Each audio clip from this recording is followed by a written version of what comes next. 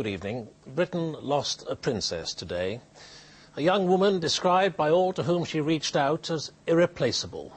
An early morning car crash in a Paris underpass ended a life with more than its share of pain and courage, warmth and compassion. Just over 2 hours ago, an RAF plane brought her home for the last time to an RAF base in West London. Brian Hanrahan was there. The princess's body was brought home with royal ceremonial. The BA-146 of the Royal Squadron landed at RAF Northolt into the setting sun.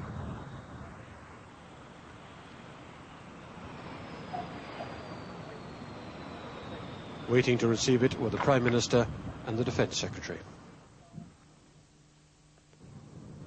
The procedure used was drawn up years ago in the event of a death of a member of the royal family abroad, but not used until today.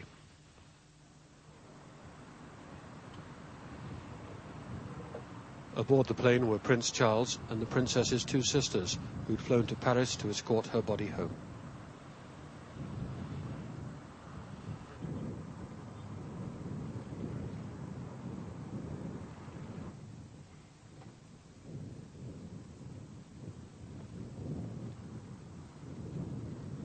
The coffin, draped in the standard of the royal family, was carried from the plane by members of the Queen's Squadron of the RAF Regiment.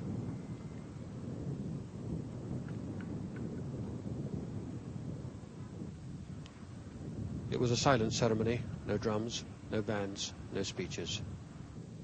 Prince Charles and her two sisters, Lady Jane Fellows and Lady Sarah McCorquodale, stood on the blustery tarmac as the coffin was placed in the hearse, with a single family wreath on top.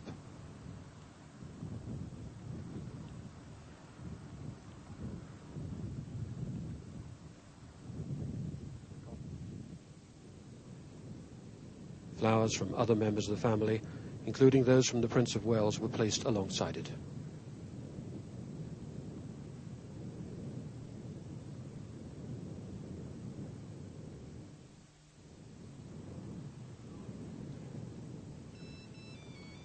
Afterwards, the mourners parted, the two sisters continuing the coffin to a private mortuary in London.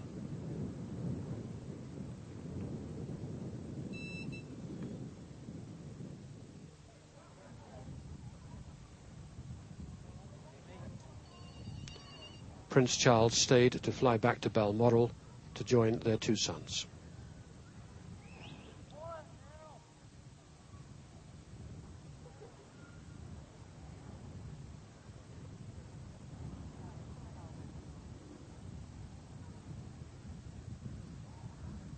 The ceremony inside RAF Northolt was private, attended only by official guests.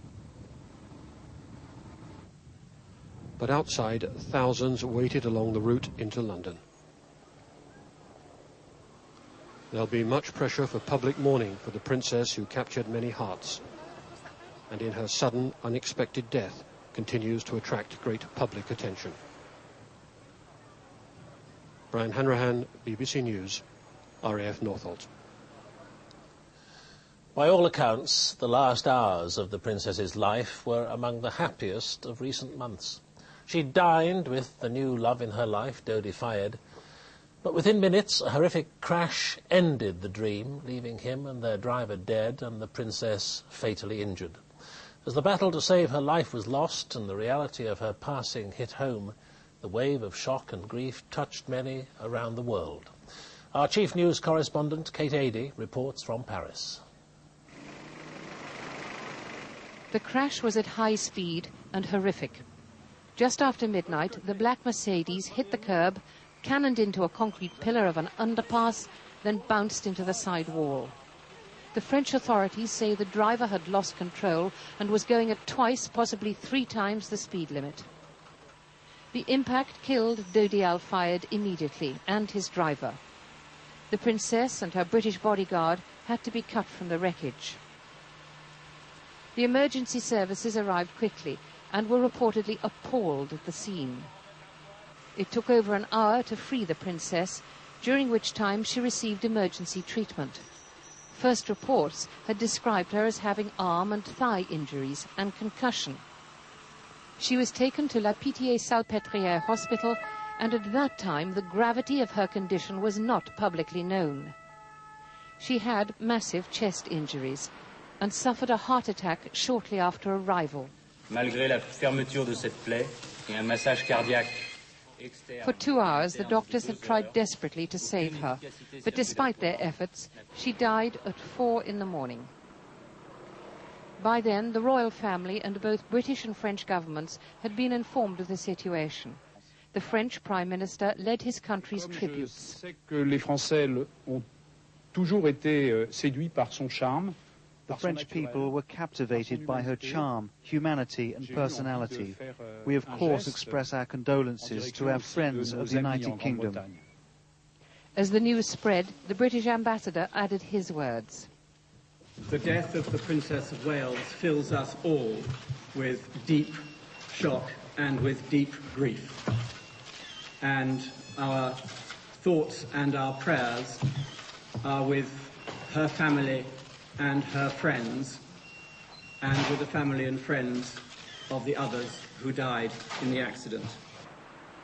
The Princess of Wales and Dodi Al Fayed had begun their evening with dinner at the Ritz Hotel. Photographers, the persistent paparazzi, were outside.